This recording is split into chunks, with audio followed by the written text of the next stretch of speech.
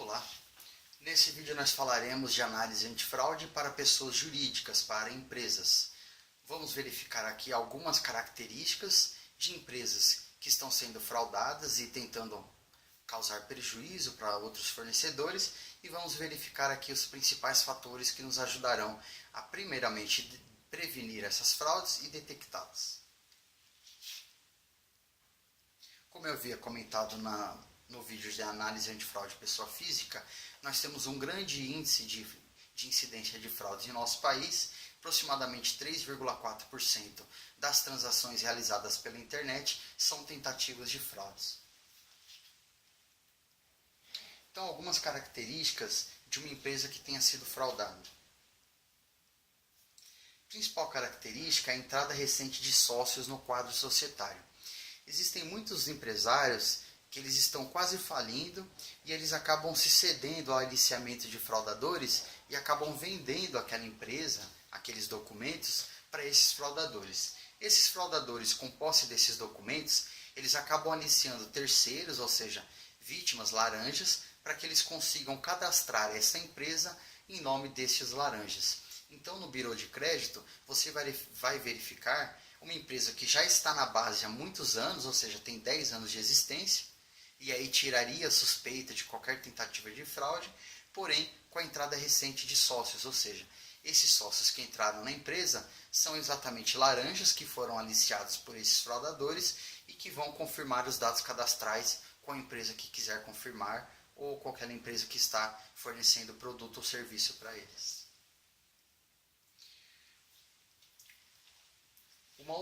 Uma outra característica importante, quando o analista de antifraude vai confirmar as informações com o dono da empresa para verificar se realmente é ele que está falando e que está fazendo aquela compra, é que o sócio da empresa não sabe de informações básicas sobre a empresa. Vamos supor uma empresa de tecnologia da informação e o seu sócio não tem noções nenhuma técnica sobre tecnologia da informação.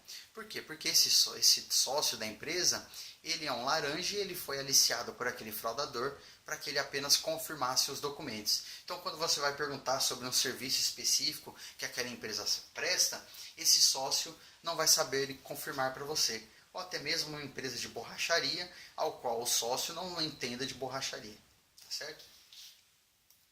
Uma outra característica é que essa empresa é consultada pelo ramo de empresas que atuam no ramo de factoring, né, que são fomentos mercantis, empresas que fazem empréstimo, que trocam cheques e assim por diante. Uma das principais tentativas das empresas fraudadas é exatamente adquirir esse tipo de serviço, que é você converter alguns benefícios em dinheiro vivo. Então o fraudador ele vai tentar fazer esse tipo de compra, adquirir esses serviços e produtos de empresas que atuam no ramo de empréstimos e de fomentos mercantis. Uma outra característica das empresas fraudadas é que o endereço da Receita Federal é diferente do endereço que a empresa pediu para entregar aquele produto ao qual eles estão fazendo compra, ao qual eles estão comprando. Por quê? Esse endereço é um endereço ao qual o fraudador tem acesso e que não é um endereço diretamente ligado a ele. Geralmente são galpões alugados, os quais os fraudadores alugam, aplicam golpes no mercado milionários e depois eles adquirirem aqueles produtos, eles acabam invadindo do local e aí quando ocorre uma busca policial ou até uma cobrança jurídica, ninguém vai achar esses produtos entregues naquele local. Uma outra característica é que o endereço cadastral é um local incompatível com o ramo de atividade da empresa. Então eu vou te dar um exemplo, uma empresa que está cadastrada, né, com o código da atividade econômica como uma indústria, e quando você vai ver o endereço físico de uma empresa, é o segundo andar de um escritório comercial, ou seja, é um escritório de contabilidade. Então existem muitas fraudes as quais o fraudador ele cadastra um novo endereço dessa empresa e esse endereço geralmente é uma agência de contabilidade ou até mesmo um endereço que ele tem alugado, um imóvel que ele tem alugado só por aquele período da fraude que ele vai aplicar. Uma outra característica é que as pessoas que atendem por essa empresa, elas não atendem com saudação da empresa, identificando o nome dela, o nome da empresa e assim por diante. Então a pessoa atende, alô? Aí você pergunta, olha, eu estou ligando para confirmar informações sobre essa empresa. E aí a pessoa, depois que ela confirma que ela trabalha na empresa, mas na verdade ela está ali só para confirmar as informações cadastrais. Uma outra característica é que a empresa não tem movimentações de funcionários. Então, quando você liga para aquela empresa, você ouve aquele silêncio. Quando você vai fazer uma visita de reconhecimento daquela empresa, raramente você vai ver caminhões entrando e saindo, pessoas com uniforme e movimentação de funcionários. Então, quais são os principais métodos para nós detectarmos uma empresa que está sendo manipulada por fraudadores? Confronto dos dados passados por aquele comprador da empresa com os dados cadastrais da empresa para você verificar se os endereços divergem das fontes públicas e não públicas cadastrais. Você tem que pedir o contrato social dos procuradores para a validação das informações. Então você pede esse contrato e através de um contato telefônico você vai confirmar informações com esses sócios para verificar se realmente são os sócios os quais estão inscritos no contrato social da empresa e também se esse sócio tem noções técnicas sobre aquele tipo de serviço ou produto que são fornecidos.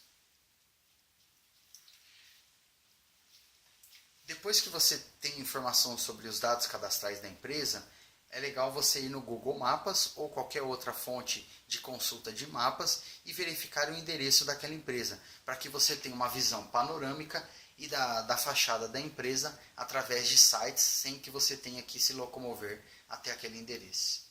Então você pega o endereço, joga no Google Maps, verificar satélite, ver a visão panorâmica e também a visão de fora, você estando de frente para aquele endereço, para que você verifique que realmente faz sentido. Por exemplo, uma mecânica, é importante que tenha mesmo uma mecânica na foto que aquela empresa de mapas tirou anteriormente.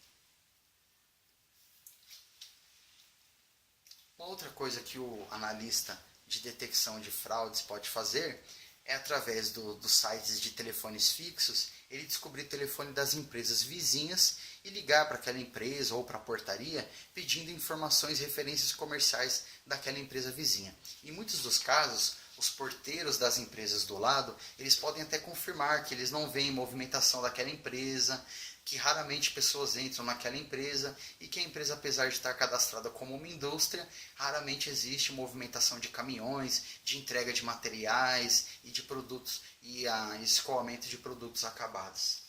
Então, às vezes o analista ele pode conseguir informações ligando para as empresas vizinhas. Uma outra coisa que pode ser feita é você entrar em contato com os fornecedores ou as empresas que consultaram aquele cliente, aquela empresa, para que você tenha informações de negócio também. Em alguns casos, as empresas até passam informações sobre isso. Desde que você se identifique a empresa que você trabalha, às vezes a empresa pode confirmar, olha, realmente eles tentaram adquirir 20 linhas telefônicas e nós acabamos cancelando o contrato por uma suspeita de fraude e coisas nesse sentido.